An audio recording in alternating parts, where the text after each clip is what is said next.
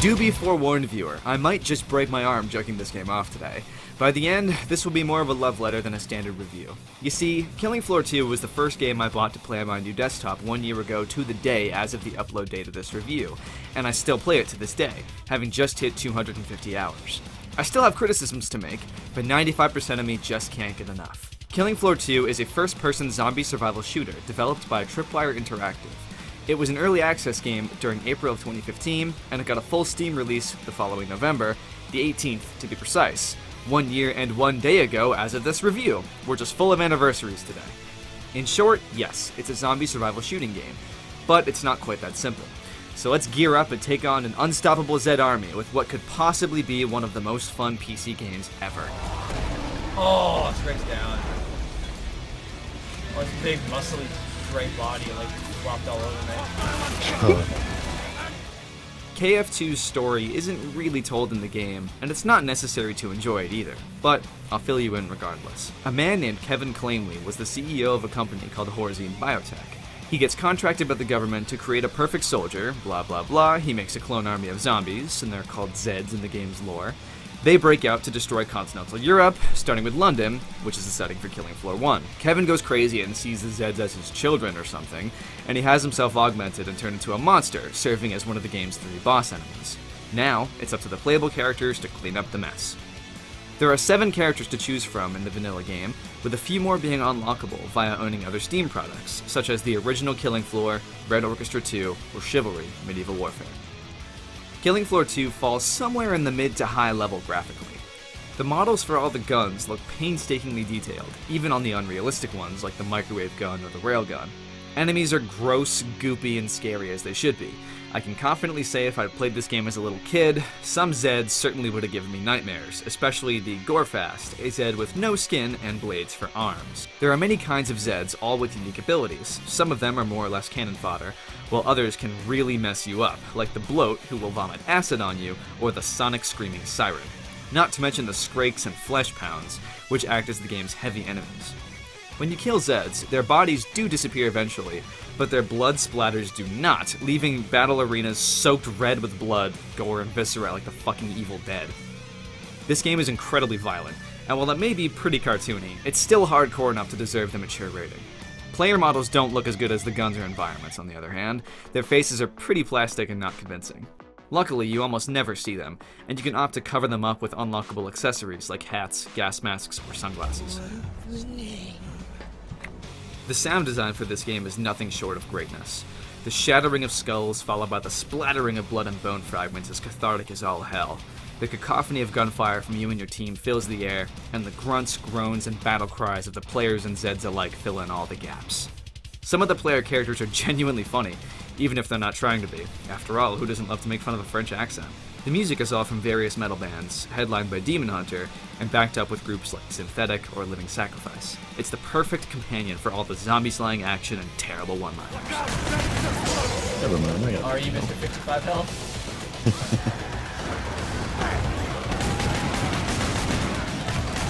What the hell? But many Zeds remain. My machine, which is definitely not monstrous, has no problems running this on the max settings. There are a few interface issues here and there that rub me the wrong way. Little things in the menus and control schemes. They don't spoil the experience, but it's a bit of a pain to have to reset your sensitivity and options every single time the game updates. My biggest complaint about Killing Floor 2 on the whole is that it takes a fucking eternity to load. Weirdly, if you close the game and relaunch it, it's perfectly fast, but the first time it loads per boot of Windows, it takes an absolute lifetime. Make yourself a sandwich after you hit play, and maybe it'll be ready by the time you shit it out 3 days later. Alright, time I mentioned the 3 most important things in regards to getting lots of time out of Killing Floor 2. Number 1, have friends to play with. No exceptions. Number 2, download custom maps from the workshop. More on that later. And number 3, someone in your friend group should really make and host a dedicated server. There's no way to do a private match in the vanilla game, and having everybody pile into a random server via the browser sucks.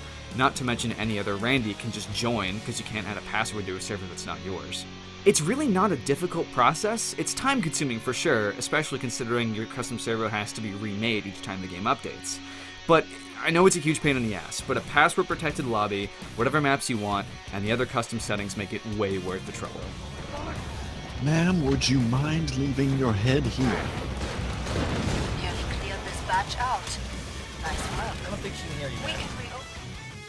Now this is where Killing Floor 2 really shines. Combat is just awesome, plain and simple. It's one of those games that are really gratifying to be good at. Killing Zeds is immensely satisfying, and upping the difficulty as you level up and get more powerful just makes it all better. Each match starts you with pretty crap weapons, but when you kill all the Zeds in the current wave, it starts sort of an intermission round where you can visit a storefront and spend your currency, called Dosh in the game's world, on new weapons, grenades, body armor, and the like. You can choose between a 4, 7, or 10 wave game, pick one of 4 difficulties, and then fight a boss after your chosen number of waves. There used to only be 2 bosses, but a third was just added in with the most recent patch. Unfortunately, that's pretty much the extent of the gameplay in the normal survival mode. You set up the match, slaughter the Zeds, kill the boss, repeat. To be perfectly honest, it's very repetitive.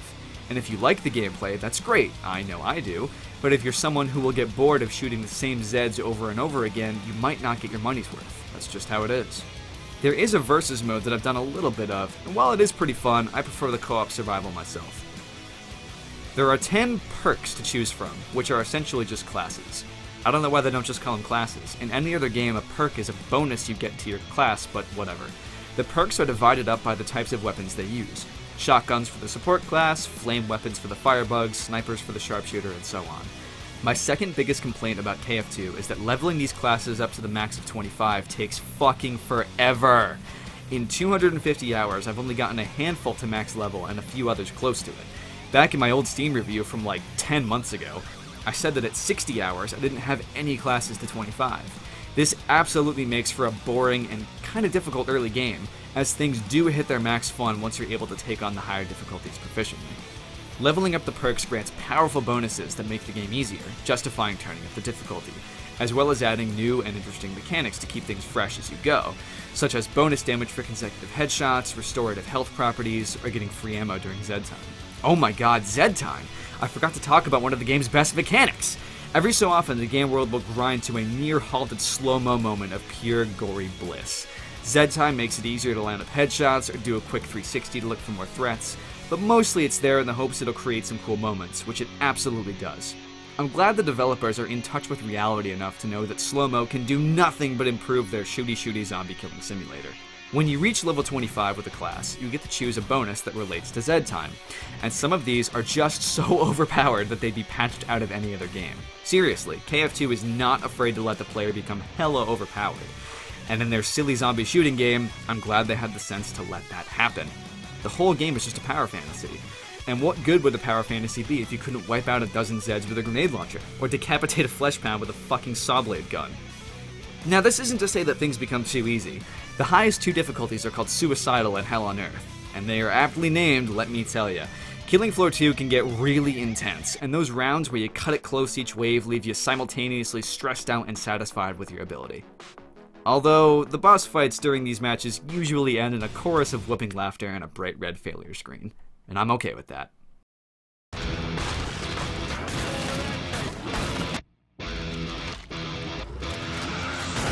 While Killing Floor 2 may not have traditional DLC, it does have a modding community, and the amount of talented creators making maps for this game just makes me so happy. The vanilla game really doesn't have all that much content in the way of maps, and considering the repetitive gameplay, the maps are really what spice things up. If you want to sink a lot of time into KF2, be ready to sift through a lot of community content.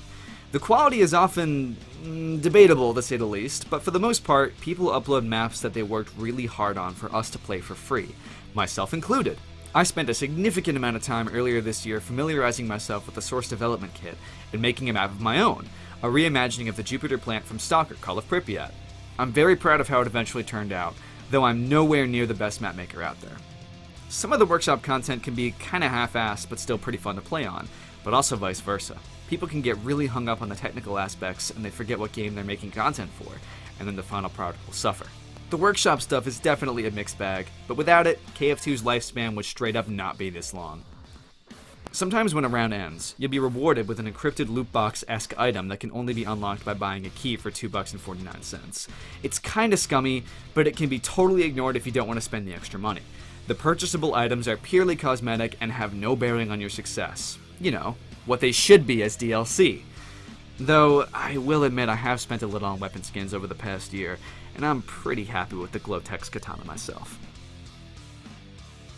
Just like with Stalker, I can't really give this a fair out of 10 rating. My own experiences would put it close to a 10, but objectively, as a standalone package, I just know it doesn't really deserve that. Is Killing Floor 2 perfect?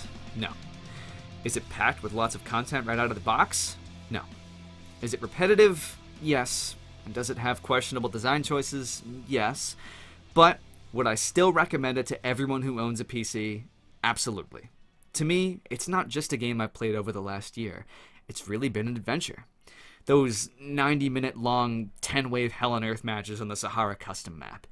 Everybody picking Berserker on Ice Arena. Laughing at your friend for dying to a bloat and then having the exact same thing happen to you the very next round. That perfect Zed time where everything just comes together. Running away from 3 flesh pounds, knowing your death is imminent. Shouting Valhalla at the top of your lungs during a suicide charge. Here! Why did you fucking weld the door, you fool? Stops here! Mocking Anna Reeves' terrible French accent. Spending 100+ hours designing and building a map, and seeing all that work come to fruition. Convincing a bunch of friends to pick it up and putting scores of hours into it themselves. Having to delete and remake our private dedicated server on 11 separate occasions. And now, 1 year to the day after I started this adventure, I get to share all this with you, in the hopes that someone will be swayed to start a silly, frustrating, bloody, and fun-filled KF2 adventure of their own. I mean, first of all, I think Killing Floor 2 is, kind of a massive improvement over Killing Floor 1 gameplay-wise. As long as you can, you have a week's worth of patience to get through the launch screen. I mean, the combat's a lot of fun. It's, it's really fluid and smooth and satisfying, which is something I really like. It makes you feel like a winner when you play it, most of the time. The bosses can be a little unfair if everyone in your group died and you're left soloing the boss with like half his health bar left. I think one of the most important things about it is the community content, which thank God the community is active, because this game would have probably died out had it not been for the massive influx of maps that you get like on a weekly basis. Not all of them are fantastic, but even if it's not a good map, you still have fun playing on it, and that's something else that I really like. Now, of course, none of that would really be worthwhile if you didn't have friends to play with. While the game is fun itself, it serves as an excellent conversational medium, I suppose I would say. Well, let me rephrase that. It kind of gives your body something to do and you something to talk about. Like, oh, hey, I just got this sick-ass shot on this fucking backpack fireboy. I mean, that's about it. Like, the game is good, it's fun, and it's satisfying, but playing without friends will get really boring pretty quickly. It's easy to get into. It's easy to get back into if you haven't played it for like several months. You pick it up. It's like riding a bike. I guess we'll talk about like the different classes you can play as. I think that's a really important feature, the fact that you can play as so many different classes and there's kind of one for everybody. That and how long it takes for you to max out a class, I think really adds to the playability and the reward you get from leveling up. Even when you hit level 25 and you hit that max, it's fun because all of a sudden you're this OP character, so you get to play as that for a while, and then you get to move on to another class to level up. And I think that kind of ties in also with the fact that you can play on different levels, because, when you start out playing the game, you're like, how am I ever going to get to Suicidal? How am I ever going to get to Hell on Earth? And then you play for a while, and it's like, what? I can't play anything less than Suicidal now.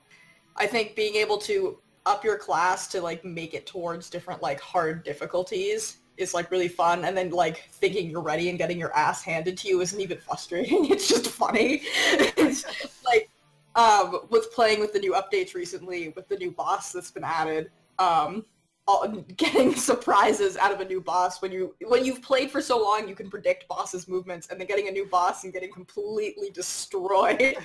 It's a pretty, you can't be mad because it's just funny because you're not expecting it. Like, I don't think we've ever been angry playing the game, and I think what adds to that is playing with friends too, just because, you know, you're not mad at these random people you don't know. You're playing with friends and like, they died, you got killed, it's fun, it's funny, you're gonna come back. I think what else adds to the playability is not only just being able to like download new maps and play on them, but the fact that you never really know what to expect out of maps. So you'll be like, wow, this looks really cool, and then it turns out it's all in one tiny ass room and you just get completely slaughtered. Or, you know, the map ends up being great, and like, for example, that map Helm's Deep we played on, where you find out there's a really cool, like, intricate things implemented into it. So yeah, I've never had a bad time playing. I'd say that's like one of the game's biggest features. When I first saw Killing Floor 2 in action, it was just kind of like another shooter, and my friends were all saying like, let's all get this game and we can play it together, and I was just kind of like, cool, alright, whatever. Eventually I got it just to play it with them. It ended up being really awesome though.